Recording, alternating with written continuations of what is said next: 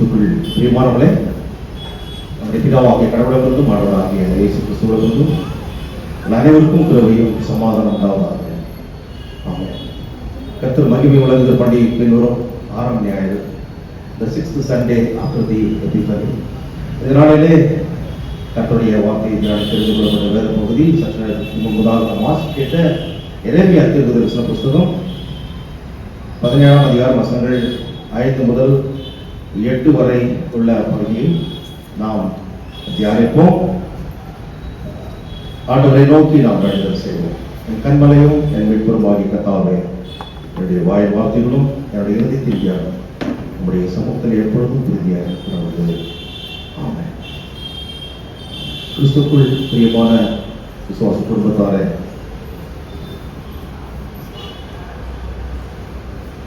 இந்த நாளின் செய்திக்கு ஒரு தலைப்பாக நான் தெரிந்து கொண்ட தலைப்பு sources of blessings and curse, ஆசீர்வாதம் மற்றும் சாபங்களின் ஆதாரங்கள். ரெண்டு விஷயம் தான். ஆசீர்வாதம் ஒரு பக்கம், இன்னொரு பக்கம் சாபம். எதன் மூலமாக வருகிறது, யார் மூலமாக வருகிறது, நாம் செய்ய வேண்டிய காரியம் என்ன, இதுதான் இந்த நாளில் நாம் தியானிக்க இருக்கிறோம். இந்த காரியத்தை நமக்கு எழுதுகிறவர் பழைய ஏற்பாட்டிலே பார்க்கின்ற போது மேஜர் ப்ராஃபெட்ஸ், பெரிய தீர்க்கதரிசிகளில் 2வது இடத்தை வகிக்கின்ற எரேமியா தீர்க்கதரிசி. அவருடைய பெயருக்கு அர்த்தம் என்னென்றால் the Lord exalts, கடவுள் புகழப்படுகிறார். அந்த பெயரிலேயே புகழ்ச்சி ஓடு வாழ்கின்ற ஒரு தீர்க்கதரிசியாக பார்க்கிறோம். ஆனால் அவர் ஏராளமான பாடுகளை அனுபவித்தார். கர்த்தருக்கு பிரியமான ஊழியம் செய்தார். வரப்போகின்ற அழிவை குறித்து அதிலிருந்து தப்பித்துக் கொள்ளும் வழியையும் அவர் போதித்தார். So he prophesied during the reign of King Josiah, Joachim and Zedekiah. அதாவது யோசியா ராஜ்யபாரம் பண்ணுகின்ற போது, அதே போல யோயாக்கிம், அதனைத் தொடர்ந்து வருகின்ற செதேக்கியா போன்ற ராஜாக்கள் ஆட்சி செய்கின்ற போது இவர் இந்த தீர்க்க தரிசனத்தை உரைத்தார் என்று சொல்லி நாம் பார்க்கிறோம்.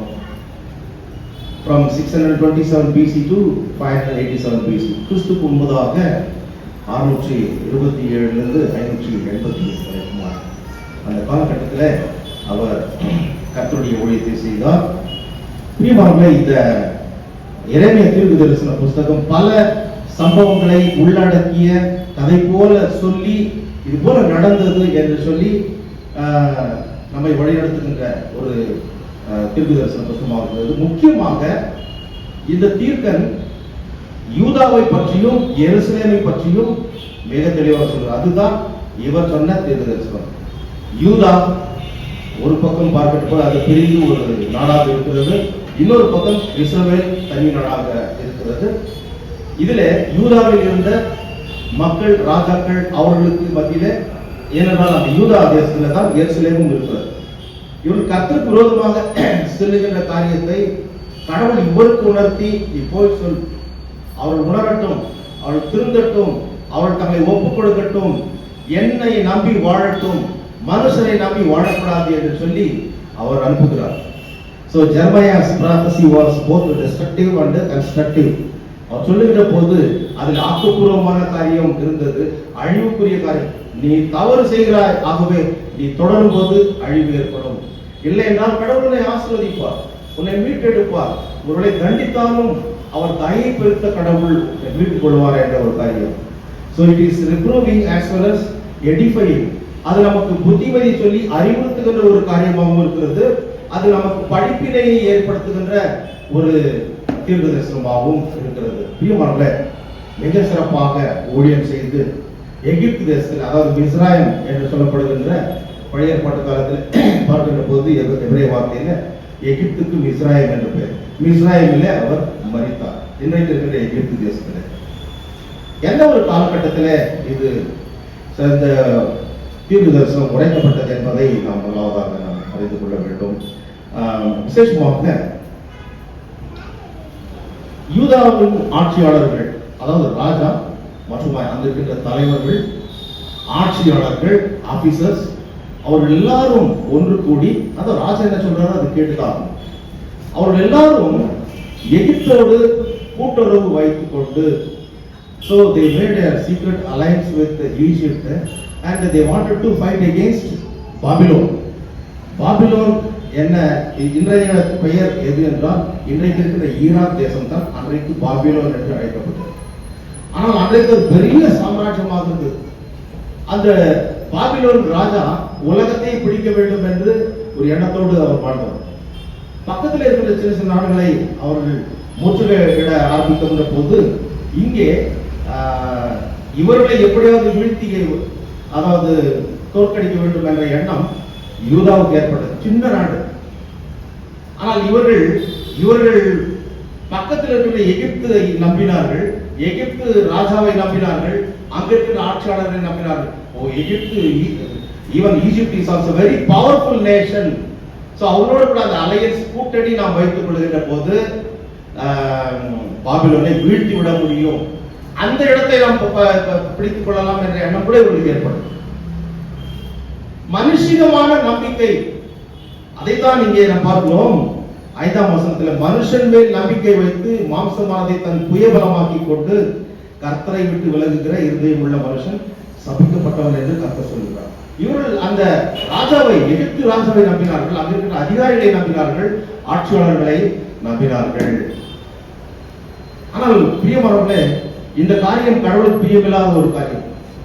அவர்களுக்கு போய் நீ சொல்லி அவர்கள் மனுஷரை நம்பக்கூடாது, என்னை நம்ப சொல் என்று சொல்லி எரேமியாவுக்கு ஆண்டவர் சொல்லுகிறார். போய் சொல்லுகிறார், அதை கேட்பதில்லை. நீங்கள் உங்களுடைய அதாவது அணுகுமுறையை விட்டுவிட்டு கர்த்தரிடத்தில் பயந்து அவரை நம்புங்கள், அவர் எப்பேற்பட்ட சூழ்நிலையிலிருந்து உங்களை விடுவிப்பார். ஏனென்றால் பாபிலோன் இவர்களுக்கு விரோதமாக முற்றுகையிட வந்து கொண்டிருக்கிறார்கள். அப்பேற்பட்ட சூழ்நிலை இவர்கள் அவர்களை எதிர்த்து நிற்க வேண்டும் என்றால் கடவுள் சொல்லுகிறார், வேண்டாம், அந்த காரியத்தை செய்ய போய் சொல்லுகிற போது இவர்கள் கேட்பதில்லை. கடைசியில் நடந்தது என்ன? அவர்கள் சிறைப்பிடிக்கப்பட்டார்கள். அந்த ராஜா சிறைப்பிடிக்கப்பட்டான். அவனுடைய ராஜாவுடைய கண்ணெதிரிலே அவருடைய 2 மக்களை கொன்றார்கள். இவருடைய கண்ணை தோண்டி எடுத்தார்கள். சிறைவாசம். அவர்களோட கூட எரேமியா கூட சிறைவாசத்துக்கு சென்றார். அப்பேற்பட்ட ஒரு நிலைமை ஏற்பட்டது. கர்த்தரை நம்பி வாழ்கின்ற போது எப்பேற்பட்ட இக்கட்டான சூழ்நிலையிலிருந்தும் கடவுள் விடுவிப்பார். ஆனால் இவர்கள் மனுஷனை நம்பினார்கள். ஆகத்தான் மனுஷன் மேல் 5ஆம் வசனத்தில் பார்க்கிறோம், எரேமியா 17:5 மனுஷன் மேல் நம்பிக்கை வைத்து மாம்சம் மனதை தன் புயபலமாக்கி கொண்டு கர்த்தரை விட்டு விலகுகிற இருதயம் உள்ள மனுஷன் சபிக்கப்பட்டவன். சோ இங்கே நான் பார்க்கின்ற போது those who trust in humans will wither like a barren bush in the desert. அங்கே 6ஆம் வசனத்திலே பார்க்கிறோம், அந்தர வெளியில் கரளையாய் பல செடியை போல் இருந்து நன்மை வருகிறதை காணாமல் வனாந்தரத்தில் வறட்சியான இடங்களிலும் குடியில்லாத நிலத்திலும் தங்குவான். அது அவனுடைய நிலைமை எப்படி இருக்கும் என்று இங்கே மிக அழகாக சொல்கிறார். His life is like a withering barren bush in the desert. பாலைவனத்துல ஏதாவது செடி வளருமா? வனாந்தரத்தில் ஏதாவது செடி வளர்ந்தாலும் அதெல்லாம் முள்ளு போதல் இது போன்றவர்கள். அதுபோல அது வளர்ந்து பிரயோஜனமற்ற ஒரு செடி, அது வளர்ந்து அதே செத்து போகும், அது இலையெல்லாம் முதிர்ந்து செத்து போகும். அப்பேற்பட்ட ஒரு வாழ்க்கை மனுஷனை நம்பி வாழ்ந்தால் அப்பேற்பட்ட ஒரு நிலைமை தான். ஒரு பாலைவனத்துல ஒரு நம்பிக்கை, அதாவது அது மறுபடியும் வளர்ந்ததனால் பலன் ஏற்படும் என்பது கிடையவே கிடையாது. அதே போலதான் மனுஷனும் மனுஷனை நம்பி, ஏனென்றால் மனுஷன் எப்பேற்பட்டவன் என்றால் அவன் நிரந்தரமானவன் அல்ல, அவன் மரணத்துக்குரியவன். ஈசமோட்டல் இல்லையா? அவன் மரணத்துக்குரியவன். நர மாமிசம் என்று பார்க்கின்ற போது அவன் மரணத்துக்குரியவன், சாவுக்குரியவன். ஆனால் அவன் சாவுக்குரியவனாக வாழக்கூடாது என்று சொல்லி கடவுள் விரும்பி அவன் நித்தியத்திற்கு வர வேண்டும் என்று சொல்லி தன்னையே அவர் கொடுத்தார். அப்படி கொடுத்த தெய்வத்தை தான் நாம் உலகத்தில் நம்ப வேண்டும். இல்லை என்றால் உலகம் அதன் இச்சைகளும் ஒழிந்து போடும். கர்த்தருடைய சித்தத்தின்படி செய்வனோ எப்பொழுதும் அவன் நிலைத்து நிற்பான் என்று சொல்லி கடவுளுடைய வசனம். ஆக இங்கே நான் பார்க்கின்ற போது on the other hand we see those who trust in God will flourish like a well watered tree enduring hardship and bearing through consistently. பிரியமானவர்களே, இன்றைக்கு நம்ம கேட்ட சங்கீதத்தில் முதலாம் சங்கீதத்தில் பார்க்கிறோம், பாக்கியவான் யார்? blessed person. Who is a blessed என்று பார்க்கின்ற போது, பொல்லாதவரின் ஆலோசனைப்படினாலும் பாவிகளின் வழியில் இல்லாமலும் பரியாசக்கார கூட்டத்தில் உட்காராமலும் கர்த்தருடைய வேதத்தில் இரவும் பகலும் பிரியமாயிருந்து அவர் மேல் நம்பிக்கையாக இருக்கிற மனுஷன் பாக்கியவான். அவர் மேல் நம்பிக்கையாக இருக்க வேண்டும், அவருடைய வார்த்தையில் நாம் நம்பிக்கையாக இருக்க வேண்டும். அப்பொழுதுதான் அவன் எப்பேற்பட்ட ஒரு வாழ்க்கை வாழ்வான். நீர்கால்களின் ஓரத்தில் நடப்பட்ட ஒரு ஆசீர்வாதமான ஒரு காரியத்தை நாம் பார்க்கிறோம். இங்கே கூட 8ஆம் வசனத்திலே நாம் அதை பார்க்கின்ற போது இந்த காரியத்தை பார்க்கிறோம். ஆகவே முதலாவது இந்த cursed man who trusts in man என்ற இந்த காரியத்தை நாம் பார்க்கின்ற போது 5ஆம் 6ஆம் வசனத்திலே, பிரியமானவர்களே, இந்த மனுஷனை நம்பி வாழ்கின்ற போது என்னென்ன பிரச்சனைகள் ஏற்படும் என்பதை இங்கே நாம் சற்று நேரம் பார்க்கலாம். இன்றைக்கு மனுஷரோடு கூட நாம் அதாவது தோழமை வைத்துக் கொள்கிறோம், உறவை வைத்துக் கொள்கிறோம். we establish alliance with one another. மனுஷரை சார்ந்து வாழ்வது நல்லதுதான், முற்றிலுமாக மனுஷரை சாரக்கூடாது. ஆகையால்தான் இந்த காரியத்தை குறித்து மிக தெளிவாக கூறப்படும். உலக நாடுகளை பார்க்கும்போது we are all dependent with one another. Though God has created you and me as an independent person, but still we are all dependent with one another. இல்லையா? ஒவ்வொருவரும் ஒன்றொன்றை சார்ந்து தான் இந்த உலகத்தில் வாழ்கிறோம். நாடுகள் கூட நாம் வாழ்கின்ற இந்த நாடுகள், நம்முடைய இந்திய நாடு எல்லாமே தன்னிறை உற்ற ஒரு நாடாக நம்ம இருக்கிறதா? வெளிநாடுகளிலிருந்து நாம் இறக்குமதி பண்ணுகிறோம், நம்முடைய பொருட்களை நாம் ஏற்றுமதி பண்ணுகிறோம்.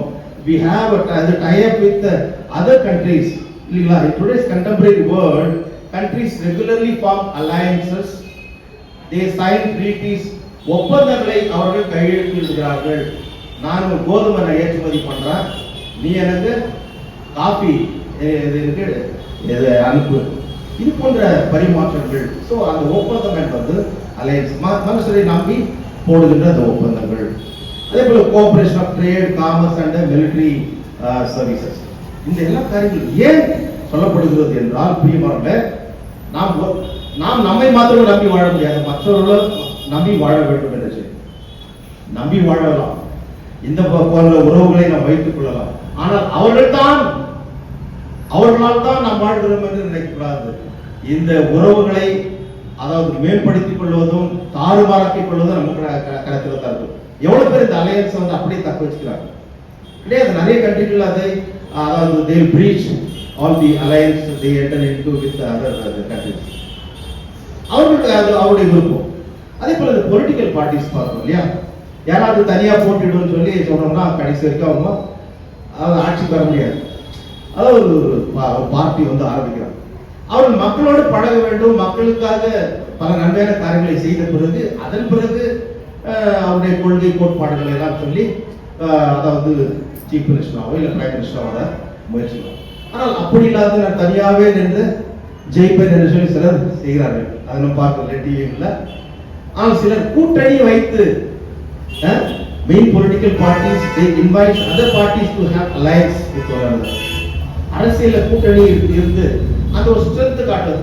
ஓ இந்த அலையன்ஸ் ஃபார் எக்ஸாம்பிள் இப்போ நான் சொல்றேன், நான் I belong to any party but still I just share my concern. ஒரு டிஎம்கே இப்போது திராவிட முன்னேற்ற கழக கூட்டணி, அதில் பல கட்சிகள் எல்லாம் காங்கிரஸ் போன்ற கட்சிகள், விடுதலை சிறுத்தைகள் போன்ற கட்சிகள் எல்லாம் சேர்ந்து கூட்டணி வைத்துக் கொள்கிறார்கள். மனுஷரை நம்பி அதில் வெற்றி பெற வேண்டும் என்று சொல்லி அந்த காரியங்கள் எல்லாம் வைத்து சிலர் எந்த காரணத்தை கொண்டும் நான் வைப்பதே கிடையாது, நான் தனியாகவே இருந்து நான் முதலமைச்சர் ஆகிறேன் இல்லை பிரைம் மினிஸ்டர் ஆகிறேன் என்று சொல்லி சொல்லலாம். அது அவருடைய விருப்பம். யாரை நம்பினாலும் நம்பாமல் போனாலும் பிரியமானவ, அதில் சில கோட்பாடுகள் இருக்கிறது. நெறிமுறைகள் மற்றும் தார்மீக பரிமாணங்கள், ethical and moral dimensions of these alliances. சில அதாவது சில காரியங்களை பார்க்கின்ற போது அந்த நல்ல ஒரு நடைமுறைக்கு மாறான வியூகங்கள் அல்லது நெறிமுறையற்ற உத்திகள் வகுக்கின்ற போது கூட்டணியில பிளவுகள் ஏற்படுகிறது இல்லையா? மக்கள் அந்த கூட்டணி நன்றாக செய்யும், இதனால நாம் ஆசீர்வாதமாக இருக்கலாம் என்று நினைக்கிற போது ஓட்டு போடுறாங்க. இல்ல அந்த கூட்டணி சரியில்லை, ஒரு சரியான படிக்க கொள்கையும் கிடையாது, அவங்க எதுவுமே செய்வதில்லை என்று சொல்கிற போது யாரும் நம்ப மாட்டாங்க. ஒரு முறை அவர் ஆட்சிக்கு வந்தாலும் மறுபடியும் வராமல் போகிற நிலைமை கூட ஏற்படும். அடுத்து பணத்திற்காக கூட்டணியை விட்டு தாவுகின்ற காரியங்களாம். So all this ethical and unethical practices இல்லையா, அன்எத்திக்கல் ஸ்ட்ராட்டஜிஸ், அந்த வியூகங்கள் எல்லாம் வருகின்ற போது அங்கே அந்த உறவுகளிலே மாற்றங்கள் ஏற்படுகிறது. பணத்தை வாரி இறைத்து எப்படியாவது பதவிக்கு வந்துவிட வேண்டும் என்று சொல்லி நினைப்பார்கள். அவர்கள் வந்த பிறகு அதாவது இந்த பணத்தை, அதாவது சில்லறைக்கு ஆசைப்பட்டு மக்கள் அதற்கு துணை போகின்ற போது நடக்கின்ற காரியம் என்ன, ஆட்சிக்கு வருகிறவர்களிடத்துல நாணயத்தை எதிர்பார்க்க முடியாது. புரிச்சுங்களா? சில்லறைக்கு ஆசைப்படுகின்ற போது ஆட்சிக்கு வருகிறவர்கள் நியாயமாக செய்வார்கள், நாணயமாக செய்வார்கள் என்று நாம் எதிர்பார்க்க முடியாது. ஆகவே எந்த ஒரு காரியங்கள் உறவு என்று வைத்துக் கொண்டாலும் மனுஷனை நம்புகிற போது அது நிலையில்லாதது. அதாவது பொலிட்டிக்கல் அரேனால பார்க்கிற போது நிரந்தர நண்பனும் கிடையாது, நிரந்தர பகையாளியும் கிடையாது. இங்க இருக்கிறோம் திடீர்னு இன்னொரு பார்ட்டி, அங்க இருக்கிற இன்னொரு பார்ட்டி. இதே போலதான் country they have alliance with one another. பிரியமானவர்களே, ஆதியிலே பார்க்கிற போது ஆதாம் எவ்வாளை கடவுள் படைத்தார். அந்த பழத்தை சாப்பிடக்கூடாது என்று சொன்ன போது கடவுளை நம்பி அவர்கள் தொடர்ந்து வாழ்க்கை நடத்தவில்லை, மாறாக சர்ப்பத்தின் பேச்சை கேட்டார்கள், விழுந்து போனார்கள், பாவம் வந்தது, சாபம் வந்தது. அந்த தள்ளப்பட்ட அந்த அதாவது ஒரு தேவதூதன் தான் இந்த சர்ப்பம், பிசாசு. ஆகவே பிசாசுகளை நம்பினார்கள், அவருடைய வார்த்தைக்கு இடம் கொடுத்தார்கள், கடவுளையோ மறந்து போனார்கள், கீழ்ப்படியாமை. அது மாத்திரமல்ல பிரியமானவர்களே, இங்கே நாம் பார்க்கின்ற போது ஆதாம் மேம்படும் பாவம் செய்த பிறகு கர்த்தர் சந்நிதியை விட்டு விலகி ஓடி தங்களை ஒழித்துக் கொண்டார்கள். ஆதியாகமம் 3ஆம் அதிகாரம் 8ஆம் வசனத்தில் பிற்பகுதியிலே நாம் பார்க்கிறோம். இங்கே விட எரேமியா 17:5 பார்க்கிறோம். இங்கே மனிதரையும் மனித கூட்டணியையும் அவர்கள் பலத்தையும் நம்புகிறவர்கள் யார்? சபிக்கப்பட்டவர்கள். அவர்கள் தோல்வி அடைகிறார்கள். வெற்றி என்பது வரும், ஆனால் அதே நேரத்தில் அது நிரந்தரமானது கிடையாது. மனுஷரை நம்புவதை காட்டிலும் கர்த்தர் பேரில் பற்றுதலாயிருப்பதே நலம் என்று சொல்லி சங்கீதம் 146 3-4 வரைக்கும் பார்க்கிறோம். யாராவது அதை எடுத்து படிக்க. சங்கீதம் 146 3-4. பிரபுக்களையும் ரட்சிக்க திராணி இல்லாத மனுபுத்திரனையும் நம்பாதீர்கள். ராஜாவை நம்பாத. அடுத்து வேற யாரு? Put not your trust in princes, in a son of man, in whom there is no salvation. ரட்சிக்க திராணி இல்லாத மனுபுத்திரனை நம்பாதீர்கள். ரட்சிப்பு என்பது கடவுளால் வந்தது. ஆகவே நீ ராஜாவை நம்பக்கூடாது, ராஜாதி ராஜாவை நம்பு. ஏனென்றால் ராஜாதி ராஜா கர்த்தாதி கர்த்தா தான் தன்னுடைய ஒரே பிராணகுமாரனை நீயும் நானும் இந்த பாவத்திலிருந்து, சாபத்திலிருந்து, நரகாத்திலிருந்து மீட்டெடுக்க இந்த உலகத்திலே அனுப்பி நமக்கு இலவசமான ரட்சிப்பை கொடுத்தார். அவரை நம்ப வேண்டும். ஆனால் இங்கே பிசாசை நம்பி அவனுக்கு துணை போன இந்த மக்களுடைய நிலைமை என்ன ஆனது? அவர்களால் இன்றைக்கு நீர் நானும் கூட போய் கொள்ளாமல் இருக்கிறோமா? எத்தனையோ பாவங்களை தொடர்ந்து செய்கிறோம். அந்த பாவத்தின் வேர் நம்மை இன்னும் ஆட்டி படைத்துக் கொண்டிருக்கிறது. ஆகவே தான் கடவுளத்திலே நாம் ஒவ்வொரு முறையும் வந்து சேர்ந்து புதுப்பித்துக் கொள்ளுகிறோம். We renew ourselves in the presence of God by His holy words. He sanctifies us. We receive that conviction in our life. அந்த திட நிச்சயத்தை ஆலயத்துக்கு வருகிற போது நாம் எல்லாரும் பெற்றுக் கொள்கிறோம். பாவத்தை நாம் அறிக்கை செய்கிறோம், உடைய விசுவாசத்தை நாம் அறிக்கை செய்கிறோம். அறிக்கை செய்கின்ற சபை இது, விசுவாசத்தை அறிக்கை செய்கின்ற கன்ஃபெஷனல் சர்ச். இப்படி நாம் அறிக்கை செய்கிற போது கர்த்தர் நம்மை ஏற்றுக்கொள்கிறார். அவர் போய் பேசுகிற கடவுள் அல்ல. 23:19 பாருங்கள். பொய் சொல்ல மனுஷன் ஒரு மனிதன் அல்ல, மனமானவர் ஒரு மனுபுத்திரனும் அல்ல. அவர் சொல்லியும் செய்யாமல் இருப்பாரோ? அவர் வசனித்தும் நிறைவேற்றாதிருப்பாரா? அவர் மனுஷன் அல்ல பொய் பேச, அவர் மனுபுத்திரன் அல்ல மனம் மாறி போக. மனுஷன் மனம் மாறி போவார், தேசங்கள் மனம் மாறி போகும். நீர் நம்பி, அதாவது ஒரு பொலிட்டிக்கல் பார்ட்டியில அவர் நம்பிக்கிறவர்கள் மனம் மாறி போவார்கள். ஆனால் கடவுள் ஒருபோதும் மனம் மாற மாட்டார். என்னிடத்தில் வருகிறவரை நான் புறமே தள்ளுவதில்லை என்று சொல்லி எல்லாரும் ஏற்றுக்கொள்கின்ற கடவுள், அவரை நாம் நம்ப வேண்டும். ஸோ இங்க நான் பார்க்கின்ற போது 5ஆம் வசனத்தில் மனுஷன் மேல் நம்பிக்கை வைத்து மாம்சமானதை தன் புயபலமாக்கி கொண்டு கர்த்தரை விட்டு விலகிற இருதயம் உள்ள மனுஷன் சபிக்கப்பட்டவன். மனுஷனை நம்பி வாழ்கிறவன், தன்னுடைய புயபலம் என்றால் தன்னை நம்பி வாழ்பவன், தன்னுடைய படிப்பை நம்பி வாழ்பவன், தன்னுடைய வருமானத்தை நம்பி வாழ்பவன், தன்னால் எதுவும் செய்ய முடியும் சாதிக்க முடியும் என்று தன்னையே நம்பி வாழ்கிறவன். கடவுளை நம்புகிறதுக்கு இடமே இல்லை. இன்னைக்கு உலகமும் அப்படிதான் போய் கொண்டிருக்கிறது. தன்னிறைவு என்பது பெறுகின்ற போது கடவுள் எனக்கு தேவையில்லை. We get everything, the ultimate desire of every human is happiness that we can attain in any manner. We don't want a God என்று மக்கள் சொல்கிறார்கள். இன்றைக்கு 20 வயது உட்பட்ட வெளிநாட்டில் இருக்கின்ற மக்கள் அநேகர் கடவுள் இல்லை என்று சொல்கிறார்கள். நம்முடைய மார்ட்டின் லூத்தர் சாஸ்திரியார் வந்த ஜெர்மனியில ஒரு 20 வயதுக்கு உட்பட்ட மக்களை பொறுப்பார்கள் கடவுள் இல்லை என்று சொல்கின்ற கூட்டம் தான் அதிகம் பெருகிக் கொண்டிருக்கிறது. ஏனென்றால் அவர்கள் தங்களை நம்புகிறார்கள், தங்களுடைய ஞானத்தை நம்புகிறார்கள், பணத்தை நம்புகிறார்கள், ஆஸ்தி அந்தஸ்தை நம்புகிறார்கள், பேர் புகழை நம்புகிறார்கள். அவையெல்லாம் அழிந்து போகும். கர்த்தரை நம்பு. ஒரு நிம்மதி என்பது கிடைக்காது. ஏனென்றால் அந்த ஓர் நிலத்துல இருப்பது போல, ஓர் நிலம் சால்ட் லேண்ட்ல, சால்ட் லேண்ட்ல எப்படி நம்ம வாழ முடியும் பிரியமானவர்களே? அந்த டெசர்ட்ல எப்படி போய் வாழ முடியும்? அங்க ஒரு புதரா ஒரு முள் செடியா வாழ்வதை விட அப்படிப்பட்ட ஒரு வாழ்க்கை தான் மனுஷரை நம்பி வாழ்கிறவர்கள். மாறாக 7ஆம் வசனம், கர்த்தர் மேல் நம்பிக்கை வைத்து கர்த்தரை தன் நம்பிக்கையாக கொண்டிருக்கிற மனுஷன் பாக்கியவான். Blessed is the man who trusts in the Lord, whose trust is the Lord. அவன் எப்பேற்பட்ட ஒரு வாழ்க்கை வாழ்வான் என்பதை அடுத்த வசனத்தில், அவன் தண்ணீர் அண்டையில் நாட்டப்பட்டதும் கால்வாய் ஓரமாய் தன் வேர்களை விடுவதும் உஷ்ணம் வருவதை காணாமல் இலை பச்சையாயிருக்கிறது. மழை தாட்சியான வருஷத்திலும் வருத்தமின்றி தப்பாமல் கனி கொடுக்கிறதுமான மரத்தை போல இருப்பான். தப்பாமல் கனி அந்தந்த சீசன்ல சின்ன வயசுல இருக்கும் போதும் கடவுளுக்கு பிரியமா இருப்பான், கர்த்தரை நம்பி இருக்கிறவன். வாலிப வயதை ஆகிற போது மிக முக்கியமான வயது, பாவத்தை செய்ய அதிகமாக தூண்டப்படுகின்ற வயது வாலிப பிராயம். அப்பொழுது கூட யோசேப்பை போல அவன் தன்னை காத்துக் கொள்வான். பெரியவன் ஆகின்ற போது யோபை போல கர்த்தர் மெச்சிக்கொள்ளத்தக்கதான வாழ்க்கை வாழும். யோபு 1ஆம் அதிகாரத்துல அவன் எப்படிப்பட்டவன் என்பதை மிக அழகாக விளக்கி சொல்லுகிறார்.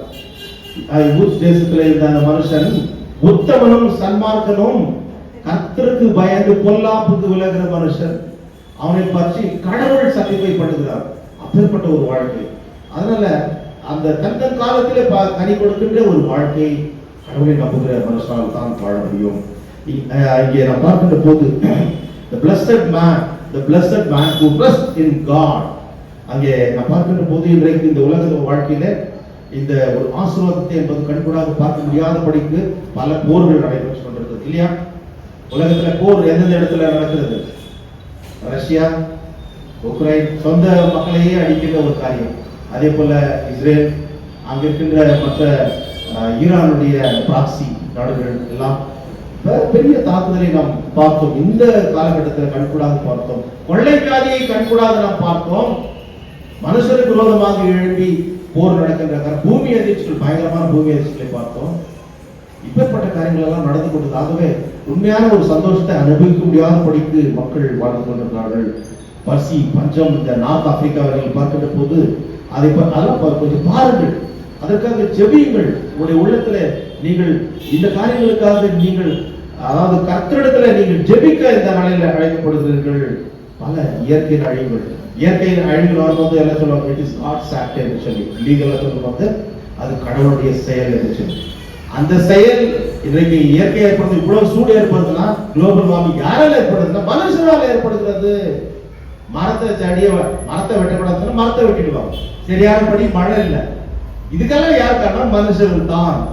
ஆகவே மனுஷரை நம்பி அல்ல, கர்த்தரை நம்பி வாழ கடவுள் இங்கே நம்மை அழைக்கிறார். பிரியமானவர்களே, ஒருவேளை இங்கே நாம் பார்க்கின்ற போது தன்னை நம்பிக்கொண்டு அநேக மனுஷர் வாழ்வார்கள். தன்னுடைய நல்ல காரியங்களை செய்வதனால கர்த்தரை பிரியப்படுத்த முடியும் என்று சொல்லி தான தர்மம் செய்வது, நற்கிரியை செய்வது, ஒரு சோசியல் ஒர்க் செய்து இதன் மூலமாக ஜனங்களுக்கு நல்லது செய்வது நல்லதுதான். ஆனால் அப்படி செய்வதனாலே நீ போய் கடவுளுக்கு பிரியமானவர் என்று சொல்ல முடியாது. கர்த்தரை நீ நம்ப வேண்டும். உன்னை நீ நம்பிக்கொண்டு உனக்கு இருக்கின்ற பணத்தை வைத்து நீ கொடுக்கலாம், கடவுள் உன்னை மெச்சிக்கொள்வார். ஆனால் அதே நேரத்தில் this shows about their fatal self confidence, சுய ஒரு நம்பிக்கை, அதீத ஒரு நம்பிக்கை.